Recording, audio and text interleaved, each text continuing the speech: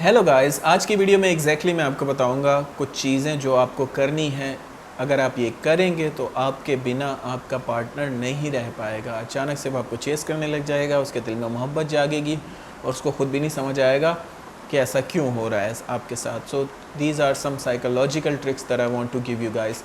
इस टॉपिक पे बात करने से पहले मैं कहूँगा प्लीज़ सब्सक्राइब कर दो मेरे चैनल को, ताकि आने वाली हर एक वीडियो आपकी हेल्प कर सके। और अगर आपके क्वेश्चंस हो आप पूछ सकते हैं इंस्टाग्राम पे, लिंक जो है वो डिस्क्रिप्शन में है। सो वो क्या चीज़ें आपको ऐसी करनी है जो जिससे वो आपको चेस करने लग जाएं या प्यार करने लग जाएं। सबसे पहले तो इस चीज़ को समझें कि मोस्ट ऑफ द टाइम ये जो मैं चीज़ें बताने जा रहा हूँ ये लोग कर रहे हैं आपके साथ रिलेशनशिप में। हो भी सकता है ऐसा, ठीक है। पहली चीज़ जो है इसे कहते हैं बैरियर साइकोलॉजी। बैरियर साइकोलॉजी के मुताबिक वो आपके रिलेशनशिप में बैरियर लगा देते हैं। फॉर एग्जांपल वो आपको कहेंगे कि आई लव यू बट मुझे नहीं लगता कि हमारा रिलेशनशिप चलेगा। अब आप साइकोलॉजिकली इसको प्रूव करने की कोशिश करेंगे कि नहीं नहीं हमारा रिलेशनशिप वर्क करेगा, और आप उनको चेस करेंगे, आप उन्हें मैसेजेस करेंगे, वो आपको ये बोल के गायब हो जाएंगे 2-3 दिन तक, और आप सोचते ही रहेंगे कि ओह ये तो ख़त्म हो गया। और आप मैसेज कॉल प्लीज़ वापस आ जाओ, अब मैं सुधर जाऊँगी, अब मैं सब कुछ बेहतर कर लूँगी। लेकिन उसने आपके दिमाग पर ट्रिक खेल ली और उसने अच्छे से समझ लिया कि आप नहीं रह सकते उसके बगैर, और वो आपको अच्छे से यूज़ करेगा। सो इस चीज़ को समझें कि people play tricks on you in the relationship, because again मैं वही कहूँगा कि आजकल क्योंकि इन्फॉर्मेशन बहुत अवेलेबल है, लोग आर्टिकल पढ़ सकते हैं, लोग यूट्यूब पे वीडियोस देख सकते हैं डार्क साइकोलॉजी की ये वो, तो इसलिए आजकल के रिलेशनशिप पुराने दौर के रिलेशनशिप से बहुत अलग हैं, ठीक है। पुराने दौर के रिलेशनशिप बहुत ही प्यार वाले और अच्छे और साफ़ सुथरे हुआ करते थे।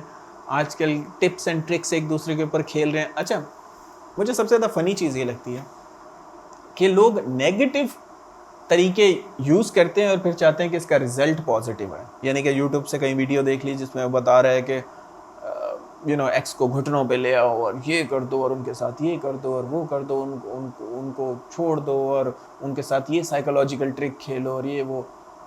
ठीक है, आप खेल लेंगे, लेकिन क्या उसको दिल से अपना बना पाएंगे?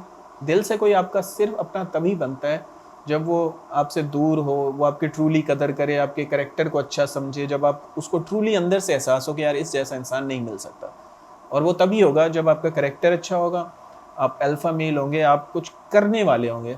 आप अल्फ़ा फीमेल भी हो सकते हैं, बाय द वे, दोनों जेंडर्स को बोल रहा हूँ। तो इसलिए वर्क करें अपने ऊपर, ना कि टिप्स एंड ट्रिक्स खेलें। अब ये टिप जो मैं बताने जा रहा हूँ आप खेल सकते हैं और आपके ऊपर भी शायद खेली जा रही हो, लेकिन मैं पहले ही बता दूं कि ऐसे सिचुएशन के लॉन्ग टर्म नतीजे इतने ज़्यादा नहीं निकलते। तो अगर आप खेलेंगे तो मे बी कुछ देर के लिए तो आप उन्हें अट्रैक्ट कर लें, लेकिन हमेशा मेरा मशवरा यही होगा कि आप हमेशा करेक्टर बिल्डिंग की तरफ जाएं। लेकिन क्योंकि जिसका करेक्टर अच्छा होता है आप उसे भूल नहीं सकते। 5 साल भी गुजर जाएँ, 10 साल भी गुजर जाएँ ब्रेकअप के बाद, आपको ख्याल आता है कि यार वो इंसान वाकई में अच्छा था और मैंने बुरा किया था, और आपको एक गिल्ट अंदर से खाएगा और एक दिन आप उसके पास वापस जाएंगे लाजमी। मैंने बार बार देखा है कि आप किसी के साथ अच्छे होते हैं, वो आपको उस टाइम ठुकरा देता है, आपका करेक्टर अच्छा होता है, वो आपको उस टाइम ठुकरा देते हैं और फिर वो चले जाते हैं।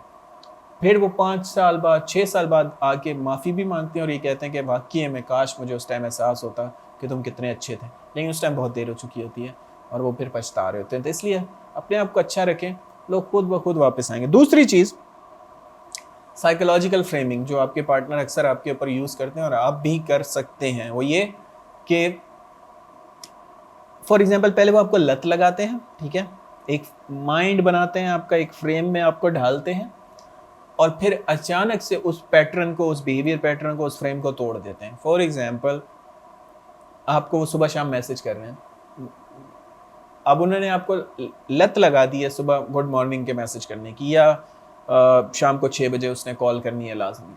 अब पहले उसने आपको लत लगा दी, अब अचानक से वो अपना बिहेवियर पैटर्न चेंज कर लेगा कुछ दिन के लिए। अब आप सोच सोच के पागल होंगे कि इसको कोई और तो नहीं मिली, ये कहाँ गायब है, ये क्यों आजकल मुझसे ऐसे बात नहीं कर रहा। तो ये चीज़ भी लोग करते हैं, आप भी कर सकते हैं उनके ऊपर, लेकिन फिर वही बात है, इसके लॉन्ग टर्म शायद नताइज ना निकलें। लॉन्ग टर्म नताइज किन चीज़ों से निकलेंगे वो 2 चीज़ें और बता दूँ। एक, उनको ज़्यादा सुनना शुरू कर दें। अगर आप चाहते हैं कि आपका पार्टनर आपसे बहुत ज़्यादा प्यार करे, बहुत ज़्यादा चेस करे, आपके बिना रह ना पाए, उसको लत लग जाए आपकी, तो सुने। ये एक ऐसी चीज़ है, एक ऐसी चीज़ है جتنا میں نے اس چیز سے فائدہ اٹھایا شاید ہی دنیا میں کسی نے اٹھایا, کیونکہ میری جاب بھی سیلز سے ریلیٹڈ ہے. تو اس میں بھی میں نے یہ ریئلائز کیا ہے کہ جتنا میں اپنے کلائنٹ کو, اپنے پراسپیکٹ کو زیادہ سنتا ہوں, اتنا وہ کھل کے اپنی نیڈ بتاتے ہیں اور پھر میں اسی طریقے سے انہیں اپنی ویلیو آفر کر سکتا ہوں. اگر میں ان کو نہیں سنوں گا اور اپنا ہی منجن بیچوں گا ان کو کہ بس یہ لے لو, یہ لے لو, یہ لے لو, ہمارا پروڈکٹ سب سے بڑھیا ہے اور ہمارے پروڈکٹ کی یہ خاص بات ہے اور ہماری سروس کی یہ خاص بات ہے, تو وہ ان کے گلے سے اترے گا نہیں, کیونکہ آپ کو نہیں پتا اس کی نیڈ کیا ہے. اسی طرح ریلیشن شپ میں ہمیشہ زیادہ سے زیادہ اپنے پارٹنر کو سنیں, اسپیشلی آن کال. اس کو ایکسپریس کرنے دیں, اس کو اپنی انسیکیورٹیز بتانے دیں, اس کو اپنے پرابلمس, اپنی خوشیاں, ہر چیز شیئر کرنے دیں. وہ ایموشنلی کنیکٹ ہو جائیں گے. اسپیشلی اگر آپ لڑکے ہیں اور آپ لڑکی کو امپریس کرنا چاہتے ہیں تو لڑکیوں کو زیادہ سنیں, ان کو بولنے میں مزہ آتا ہے, تو اس لیے ان کو زیادہ سنیں, ان کو بولنے دیں. آخری چیز, لیٹ دیم کال یو. ہمیشہ انہیں اپنے اوپر ریلائی کروا کے رکھیں, ٹھیک ہے. آپ کو نہیں کرنا کال, آپ کو نہیں کرنا میسج, آپ کو نہیں کرنا چیس. آپ جتنا انہیں چیس کروائیں گے یہ ان کے لیے بہتر ہے اور آپ کے لیے بھی بہتر ہے, ٹھیک ہے. آپ سائیکولوجیکلی اچھے اسٹیٹ میں رہیں گے اور وہ ہمیشہ ایک ہیلدی ریلیشن شپ چلتا رہے گا. جس دن آپ الٹ کر دیں گے, چیس کرنے لگ جائیں گے, آپ کی انگزائٹی شوٹ کرے گی, آپ سے کھانا تک نہیں کھایا جائے گا, آپ سے دوستوں میں نہیں بیٹھا جائے گا, آپ سے کچھ بھی نہیں کیا جائے گا, آپ سائیکولوجیکلی غلام رہیں گے. اور سائیکولوجیکلی غلام ہونا بہت ہی بڑی پرابلم ہے, ٹھیک ہے. اگر آپ وکٹر فرانکل ایک سائیکالوجسٹ تھے اور انہیں ورلڈ وار 2 کے دوران قید کر لیا تھا. وہ ایک سائیکالوجسٹ تھے, جوئش سائیکالوجسٹ تھے. ان کی پوری فیملی کو مار دیا گیا, ان کے ماں باپ, وائف, سب کو مار دیا گیا, لیکن ان کو جرمن فوجیوں نے مارا نہیں, ان کو قید کر لیا. اب ان کو اس لیے قید کر لیا کیونکہ انہوں نے سوچا یہ ڈاکٹر ہے تو مے بی جو ہمارے آرمی مین وہ ہوں گے, کیا کہتے ہیں, زخمی ہوں گے, تو یہ ان کی ہیلپ کر دے گا, یا سائیکالوجسٹ ہے اور ڈاکٹر بھی ہے تو ہمیں تھوڑا فائدہ پہنچائے گا, اس کو مارتے نہیں ہیں.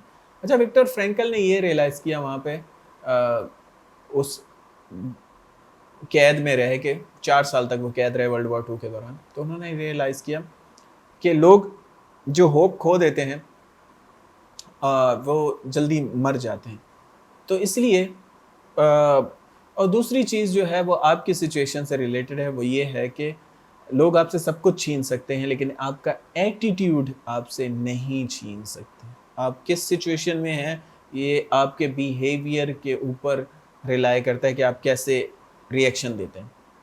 آپ سے سب کچھ چھینا جا سکتا ہے لیکن اگر آپ کا بیہیویئر, آپ کا ایٹیٹیوڈ اسٹرانگ ہے تو آپ کسی بھی سچویشن سے نکل جائیں گے.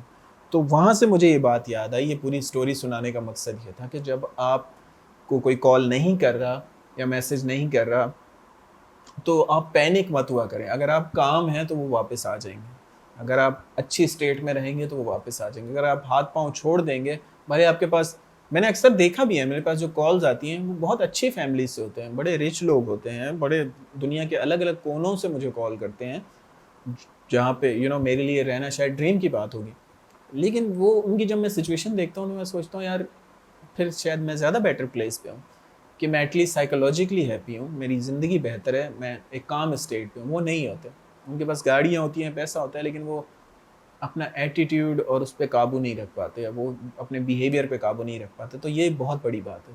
اس لیے جب آپ کا ایکس یا آپ کا current boy friend, girl friend آپ کو جب اگنور کرے تو پینک نہیں ہونا, ٹھیک ہے, کام رہنا ہے. So that's it for today. Thanks for watching guys. You have a good day.